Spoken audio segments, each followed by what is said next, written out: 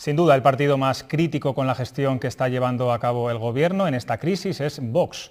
Y desde su sede central en Madrid nos escucha ya su presidente, Santiago Abascal. Buenas tardes. Muy buenas tardes. Hemos conocido hoy que finalmente Vox ha interpuesto recursos de inconstitucionalidad contra el decreto del Gobierno por el estado de alarma. Dicen que es un estado de excepción encubierto y contra las 3 prórrogas siguientes. Señora Abascal, viendo que los españoles están respondiendo de forma casi ejemplar ante esta situación, ¿cree que esta guerra político-judicial en la que se han embarcado será entendida por los ciudadanos, que además ahora, como veíamos, reclaman más unidad a los partidos?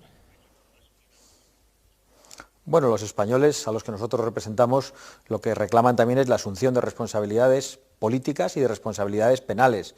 Por eso nosotros no solo hemos recurrido, como se ha planteado, este estado de alarma que apoyamos en un primer momento. Es más, fuimos el primer partido que el día 10 de marzo solicitó la aplicación del estado de alarma, mucho antes de que el propio Gobierno lo hiciese. Sin embargo, no estamos contentos con cómo se han desarrollado los acontecimientos, apoyamos al Gobierno al inicio, pero hemos visto que la política del Gobierno ha tenido terribles consecuencias sanitarias, terribles consecuencias económicas y también preocupantes consecuencias políticas sobre las libertades de los españoles e incluso sobre las libertades políticas. Lo que ocurrió durante los primeros días con el vicepresidente del Gobierno, aprovechando la unidad de los balcones para movilizar una cacerolada contra la monarquía parlamentaria, fue un buen ejemplo. El hecho de que se aprovechasen los decretos del coronavirus para colocar a Pablo Iglesias al frente del Centro Nacional de Inteligencia fue otro ejemplo. Nosotros advertimos a Pedro Sánchez de que no podíamos continuar apoyando al Gobierno si no prescindía de los ministros que estaban aprovechando la pandemia para hacer avanzar su agenda política. Y finalmente hemos retirado el apoyo al Gobierno y además lo hemos hecho, entiendo, que con el respaldo de esas personas a las que nosotros estamos representando. Usted pide también la dimisión del Gobierno en pleno, Sánchez y todos sus ministros, y sustituirlo por un Gobierno de emergencia con apoyos del PSOE, de PP y de Vox, que fueron las fuerzas más votadas. Abrir una crisis de Gobierno en estos momentos tan complicados, ¿es lo más prudente? Bueno, nosotros lo que pensamos es que la crisis de Gobierno ya existe en estos momentos. Hay un país en crisis y hay un Gobierno que se está mostrando incapaz de evitar el masivo número de muertos, que además creemos que ha sido mucho mayor como consecuencia de la política sanitaria del Gobierno, e incapaz de devolver la libertad a los españoles porque no tiene los medios de protección necesarios, no tiene los medios de detección de las personas enfermas, de las personas sanas, de las personas inmunizadas para proceder a la desescalada. Y no los tiene porque el Gobierno ha actuado tarde y ha actuado de una manera sectaria, tratando de controlar los precios, tratando de intervenir todo el mercado y ha imposibilitado que ese tipo de productos lleguen a España. Esa es la denuncia que están haciendo ya muchas personas.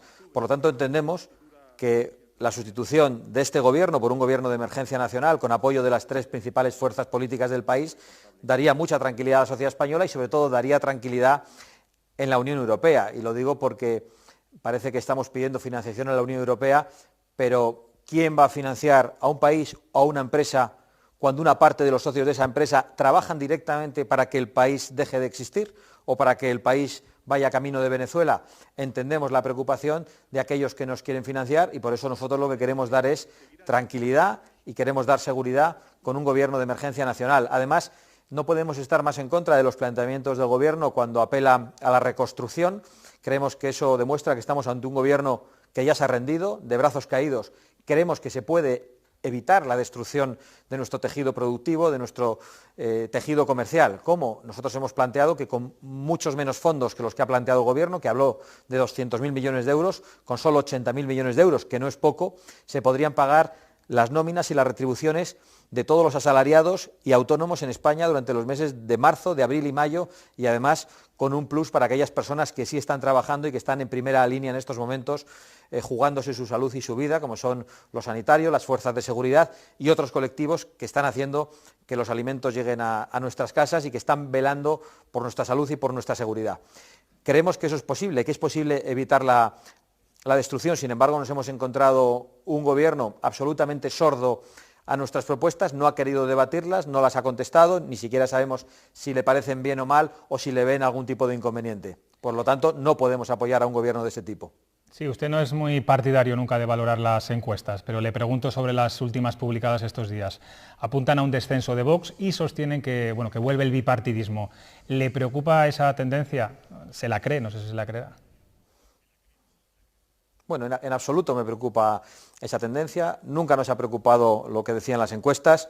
Muy poco antes de que Vox obtuviera 52 escaños en las elecciones de noviembre, había encuestas que decían que Vox iba a perder una parte de los 24 escaños que tenía. Y en todo caso, nosotros no decimos las cosas para crecer en las encuestas, no decimos las cosas para contentar a más gente, decimos lo que creemos que es verdad, decimos lo que creemos que es correcto. En ese sentido somos un partido quizá algo diferente a los demás. Si esto implica que Vox tiene que descender en su apoyo social, lo asumiremos, no nos importa, pero no vamos a ir en contra de lo que pensamos, de lo que sentimos y de lo que consideramos que es correcto y bueno para España. Nos dé esto más votos o menos votos. Sí, señora Abascal, si hablamos de la imagen de Vox, ¿puede dar la sensación de que su partido en esta crisis ha quedado desdibujado, excepto, claro, sus intervenciones parlamentarias en los últimos días? Incluso líderes como Ortega Smith o Rocío Monasterio apenas se les ve. ¿A qué se debe esto? Bueno, yo creo que es muy claro. Vox ha desaparecido casi por completo de los medios de comunicación, especialmente de los dos grandes medios de comunicación nacionales. Hemos pasado de la presencia sistemática de Vox en esos medios donde éramos demonizados a una ocultación total que claramente obedece a las subvenciones que el Gobierno está dando a esos medios. En estos momentos el mensaje de Vox llega casi de manera única y exclusiva a través de las redes sociales. Incluso nuestras intervenciones parlamentarias prácticamente no han sido recogidas en grandes medios nacionales, tanto en periódicos como en grandes televisiones. Ya sabemos en qué terreno de juego se juega esta partida. No nos parece bien, lógicamente, pero no van a conseguir asustarnos aunque desaparezcamos de los medios de comunicación o aunque se nos demonice y se nos insulte, como todavía ocurre en algunos lugares. No voy a decir que esto no nos preocupa, pero sí sabemos que el mensaje de Vox está llegando con extraordinaria dificultad y solo lo hace a través de las redes sociales, donde hemos crecido masivamente y donde los vídeos de las posiciones políticas de Vox son los más vistos de entre todos los partidos. ¿Por qué? Porque los españoles que desean saber lo que pensamos no nos encuentran en otros lugares. Así que yo aprovecho la oportunidad que hoy nos dan ustedes para dirigirnos a muchos españoles que probablemente tengan interés en saber cuál es nuestra posición o que se sienten representados por nosotros y que no nos escuchaban. Vemos que la izquierda ha hecho piña, el propio Sánchez arropa y ampara a Iglesias en sus cuitas con los jueces y en sus pulsos internos dentro del Consejo de Ministros. En la derecha no existe esa unidad, ¿no les interesa que la haya? Bueno, nosotros estamos defendiendo una posición muy firme contra el Gobierno, estamos criticando lo que está haciendo Pedro Sánchez y Pablo Iglesias y, en consecuencia, votamos en contra de sus planteamientos. El Partido Popular está teniendo una posición también de crítica al Gobierno y, sin embargo, vota a favor de los planteamientos del Gobierno. Entendemos que ahí hay una contradicción. A nosotros no nos pueden pedir unidad para hacer lo mismo que hace el Partido Popular, que creemos que es equivocado, ni para hacer lo que hace Ciudadanos, que es un apoyo prácticamente acrítico a las posiciones de Pedro Sánchez. Es muy preocupante que el Gobierno haya hecho piña, especialmente en torno a los delirios del vicepresidente Pablo Iglesias. El otro día pude preguntar a Pedro Sánchez si compartía los ataques sistemáticos de Pablo Iglesias al jefe del Estado durante la pandemia.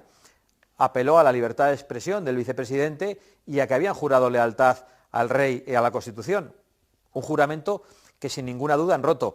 Y a mí me llama mucho la atención cómo el mismo Gobierno que pone a las fuerzas de seguridad del Estado a monitorizar las redes sociales para detectar o minimizar el clima de crítica a las instituciones del Gobierno, permite al vicepresidente de ese Gobierno crear un clima de crítica y de desafección a las instituciones del Estado y en especial a la jefatura del Estado.